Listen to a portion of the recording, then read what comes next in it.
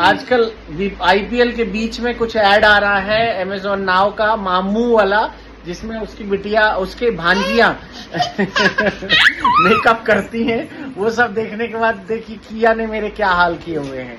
और it's not done yet. ये देखो किया क्या कर रही है। किया, व्हाट इज दिस? स्टिकर। क्यों लगा रहे हो स्टिकर? स्टिकर लगाना कर। पापा को क्या बना रही है? क्या बना रही हो पापा को? मॉन्स्टर। मामू। नहीं, मॉन्स्टर। तो दिस इज व्हाट, बच्चों पे असर पड़ता है एडवर्टीजमेंट का। तो ये देखिए क्या हाल बनाया है। बस यही हो रहा है, फन हो रहा है। और ये हमारे उस्ताद जो है ठंडी में गर्मी का मजा ले रहे हैं ब्लैंकेट के अंदर सोकर।